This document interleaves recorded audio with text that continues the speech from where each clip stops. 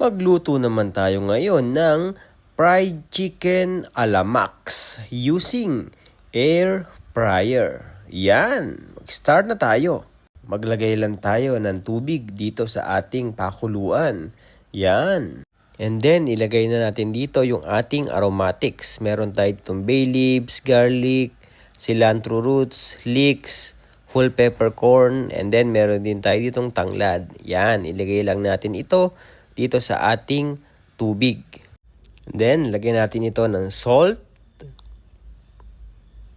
soy sauce, fish sauce,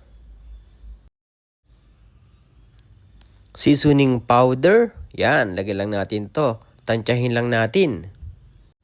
After mga 15 minutes, ayan, kumukulo na. So next, ang gagawin na natin dito ay ilalagay natin dito yung chicken. Yan. Lagyan lang natin ng ganyan at pakuluan natin ito ng siguro mga 20 minutes. Pero bago yan, takpan muna natin. Then, after 20 to 10 minutes siguro, yan, kumukulo na. And then, ibaligtad naman natin ito.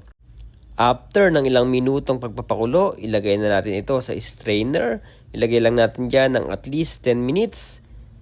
And then, isasalang natin sa air fryer. So, bago yan, lagyan muna natin ng soy sauce yung mga balat nito para mas maganda yung kulay at merong lasa yung ibabaw nito kahit pinakuluan na natin. Yan, lagyan lang natin yung chicken.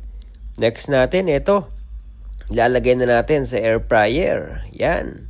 So, iset lang natin yung init nito sa 200 degrees and then 25 minutes. So, after 15 minutes, eto na, i-check natin kung nakikita nyo, red na red, napakaganda ng pagka-crispy nito. Then, after nyan, 2 minutes na lang, i-check ulit natin. Pero dapat nabaliktad na rin natin ito. Kung nakikita nyo, ayan, luto na yung ating a la Max style fried chicken. Gamit natin ang air fryer. Yan. Kung nakikita nyo, napakatindi at napakasarap niyan. O, di ba? Napakadali lang. So, eto na nga. Luto na yung ating Max style fried chicken. Yan. So, kunin lang natin yung pakpak. At, pwede na tayong kumain. O, di ba? Kung nagustuhan nyo ang ating video, huwag nyo nang kalimutan mag-subscribe sa ating channel. Click nyo na subscribe button at notification bell para lagi kang updated sa ating mga upload. Yan!